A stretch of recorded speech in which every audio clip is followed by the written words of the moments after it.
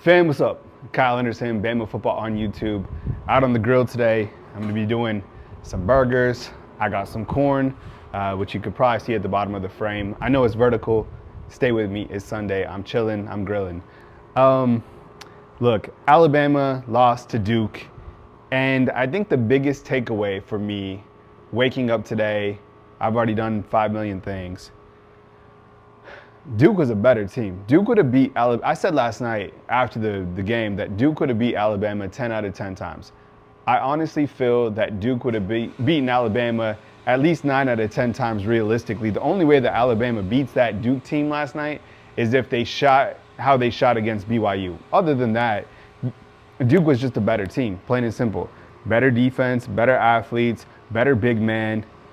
And look, that's just it. And I feel that Luke Fickell, after the head football coach of Wisconsin, he said it best, like, yo, sometimes you get your ass kicked, and that was an ass kicking, period. So take accountability, take ownership, and understand that there's a different level if you want to get past the Final Four, if you want to win a national championship. Look at what UConn had. Look at what Purdue had. Look at what Duke has. I mean, those are different elements that Alabama doesn't have still. Now, that doesn't say that Alabama didn't have a quality season, because I feel that this year was another step forward. I get it. They didn't get to the Final Four, but overall, there was a lot to be grateful for. There was a great season, and their loss to Duke should not diminish any of that, because the play of Mark Sears, the play of Grant Nelson, the play of Chris Youngblood, the play of Cliff Amori, like, those guys played as graduates. Mark Sears, what he did here at Alabama will be etched in stone, clearly. I feel that, you know, him only having six points last night, yeah, that sucks. But Duke had a phenomenal defense, straight up. I mean, the defense that they had was superb. Alabama could not get a shot off. It was all contested shots, every single one. Limiting him to 2 points was part of their plan. They knew what they were going to do, and they executed literally to perfection. But overall, Sears had a remarkable career here at the University of Alabama. Wish him well going forward. You know, with Youngblood, when he was healthy, I felt that he was just too up and down. I felt, as we've talked about many times, when he scored over 10 points, Alabama, I think, was 10-2. He didn't, you know, he wasn't that effective last night. Nobody was. 1 of 5 from 3-point land, something like that. Grant Nelson, my goodness, I feel out of all the players that are leaving, he's probably going to be the toughest to replace. He just had this extra gear about him, brought something extra to the table. I know he wasn't the highest scorer or whatever, but I don't know. There was just something about him that I think will be tough to replace. Cliff Amori, look, I think he was good. I don't think that he was elite. There's a big difference between really good and being elite, right? So I feel, so we got all I'm doing today is, this is for lunch for my kids. So I'm gonna do corn on the grill and then just some burgers.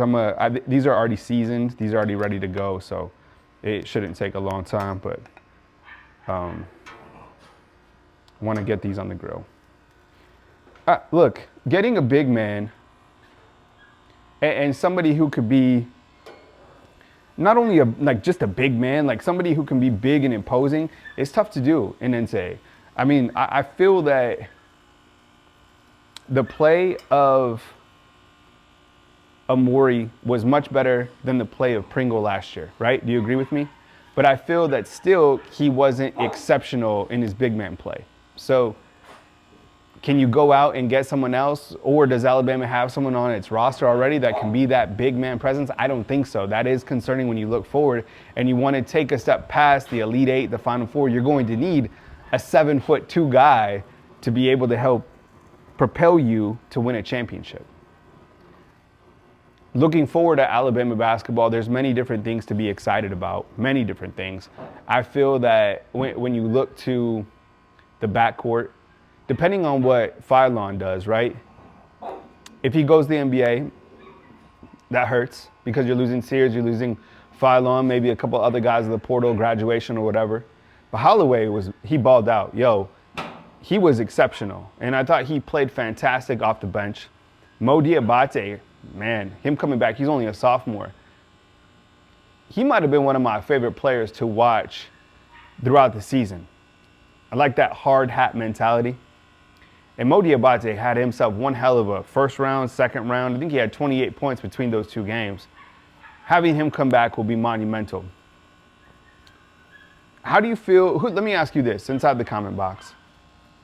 When you look to Alabama and who they're losing, who do you think will be most difficult to replace from this 2024-2025 squad? Sound off inside the comment box. Obviously, I think a lot of people are going to say Sears and Grant Nelson, but if you just had to pick one particular player, who would it be and why?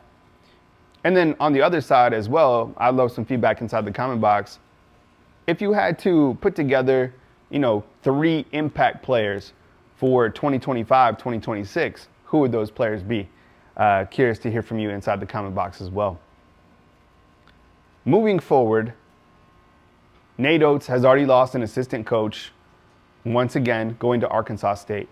That is a sign of a very high-level coach. When you can't get the man, you go underneath him and you start picking apart his staff. This has happened to Nate Oates for the last several years, happened to Saban every single year. I mean, how many offensive coordinators and defensive coordinators did we cover?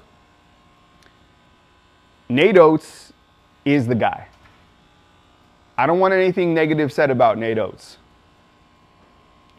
He has the competitive spirit that you want as a head coach. He has a high drive.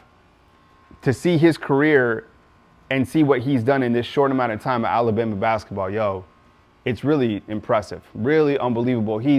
I guess you could already say that he's the best Alabama basketball coach ever.